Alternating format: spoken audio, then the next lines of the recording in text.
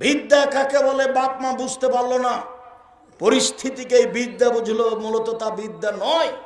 বিদ্যা কি জিনিস এটা শুনতে হলে আব্দুল্লাহ যেভাবে বিস্তারিত সময়ে বিশ্ববিদ্যালয়ের সেমিনারগুলিতে বলছে সেগুলো আপনি দেখেন, তাহলে আপনি বুঝতে পারবেন বিদ্যা কি জিনিস, বিদ্যা মূলত কাকে বলে, এইটা আপনি স্পষ্ট বুঝতে পারবেন। সম্মানিত দিনী ভাই বোন, শিষ্টাচারের তো কেউ 5 পয়সা দাম দেয় না, নখ বড় আছে তো।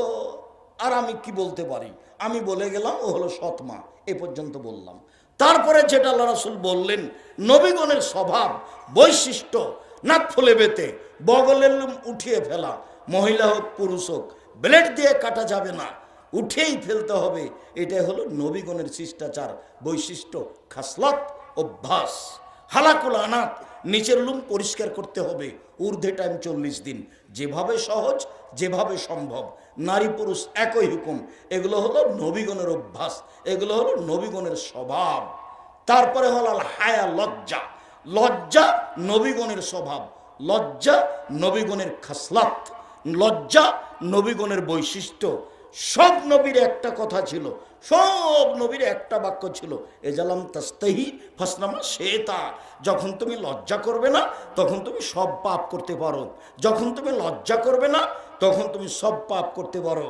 আল হায়া ওয়াল ঈমান কারনাও জামিয়া, লজ্জা এবং ঈমান একসাথে জমা ধরে আছে, লজ্জা এবং ঈমান একসাথে জমা ধরে আছে।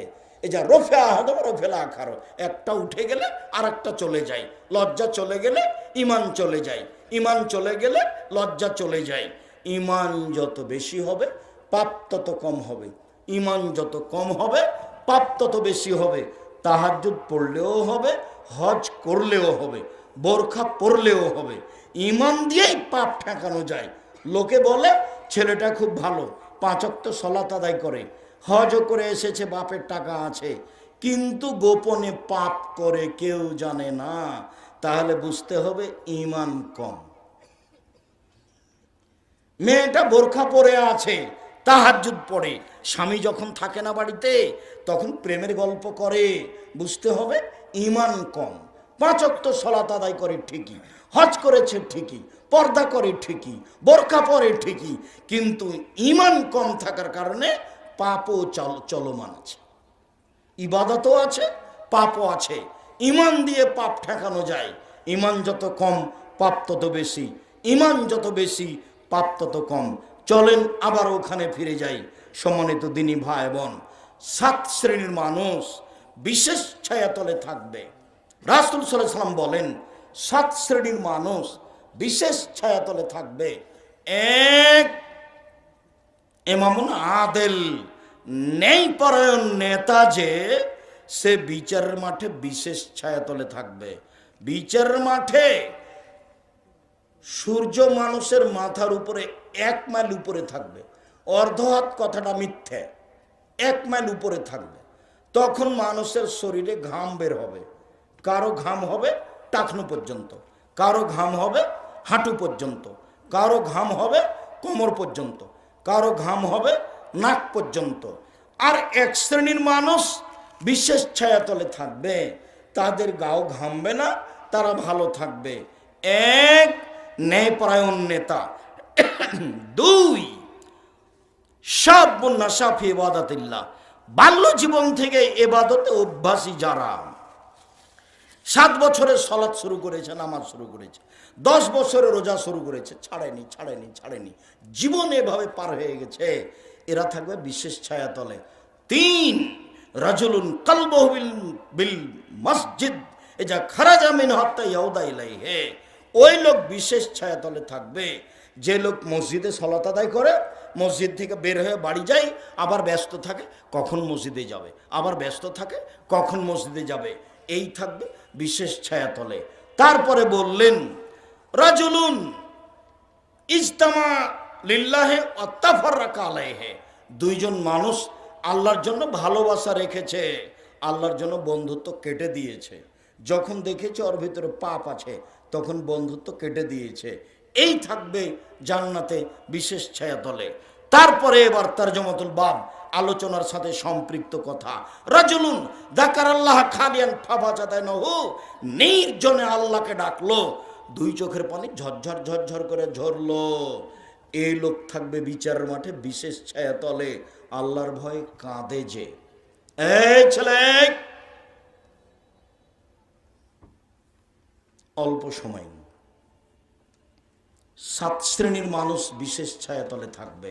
তার এক শ্রেণীর মানুষ নির্জনে রাতে উঠে 2 রাকাত সালাত আদায় করে কান্নাকাটি করে আল্লাহকে বলে, আমি বড় অপরাধী, আমি বড় গুনাহগার, তুমি বড় দয়াবান, তুমি বড় ক্ষমাবান, তুমি আমার প্রতি একটু দয়া করো, আমাকে ক্ষমা করো।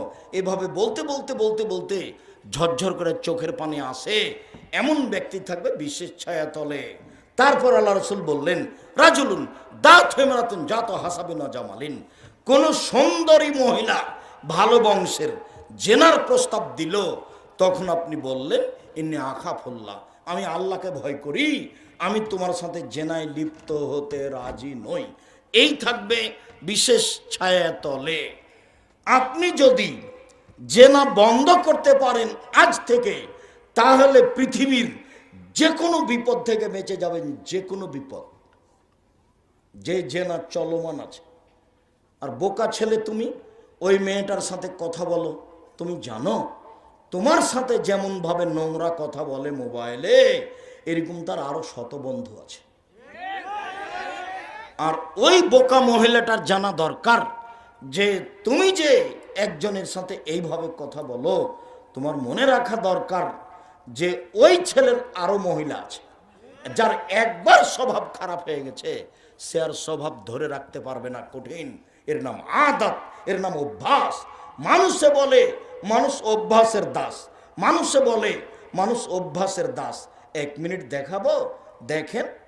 আব্দুর রহিম মিশরে পড়াশোনা করত, তো জামিয়া সালাফের পক্ষ থেকে ফিলিস্তিনিদের সাহায্য দিত। তো যারা মিশরে এসে অবস্থান করছে ওদেরকেও দিত। তো আমি যখন গত বছর হজ করে গেলাম মিশরে, তখন আমাকে বলল, আব্বু আমি 400-500 ফিলিস্তিনিকে দাওয়াত দিয়েছি সাহায্য করব বলে, আপনিও চলেন। ঠিক আছে চল। ওরা আরবি মানুষ, আরবি ভাষা ওদের, অরিজিনাল আরবি হচ্ছে ওরা। সব নবীর বসবাস ফিলিস্তিনে, গাজায়, সব নবীর, সেটা হলো আসল জায়গা। তারা আরবি ভাষার মানুষ। এবার আমি যখন ওই সাহায্যের পাত্রগুলো এভাবে দিচ্ছি, সবাই বাম হাতে নিচ্ছে, সবাই বাম হাতে নিচ্ছে। আমি বক্তব্য বন্ধ করলাম, দেওয়া বন্ধ করলাম, দিয়ে হাদিস শোনালাম, ডান হাত। আল্লাহ রসুল বলেছে ডান হাতে নিতে হবে, ডান হাতে দিতে হবে। ডান হাত ভালো কাজের জন্য, আর বাম হাত পেশাব পায়খানার জন্য, খারাপের জন্য। আমি যখন আরবিগুলো বললাম, তখন আমার মনে হলো যে আমার চেয়ে তারা বেশি বুঝলো, ভালো বুঝেছে। কেন? তারা আরবি মানুষ, কথা বুঝতে পারেননি মনে হয়। তারা আরবি মানুষ, তারা আমার চেয়ে ভালো বুঝলো বলে মনে হলো। এবার যখন আমি আবার দেওয়া শুরু করলাম, বাম হাতেই নিল। বলেন তো কেন? অভ্যাসের দাস, মানে চলমান। সে আসলে আরবি। তারা সব অন্যায় আরব দেশে প্রকাশ পাবে, সৌদি আরব, কুয়েত, কাতার, বাহরাইন, একবারে খোলা মাঠে জেনা হবে।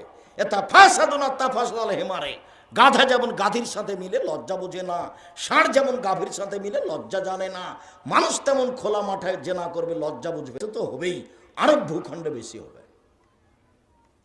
যেগুলো আরব আমিরাত, যাদের ভাষা আরবি। মানুষ অভ্যাসের দাস। আপনি ভুলেও তার নাম নিবেন না, তার নামটা এমনভাবে ভুলে যাবেন। আমি আপনাকে বলেছি, মানুষের উপরে 3টা বিপদ নেমে আসে 3টা পাপের কারণে।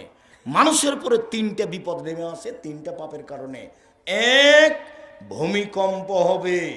2, মানুষের আকার আকৃতি পরিবর্তন হবে।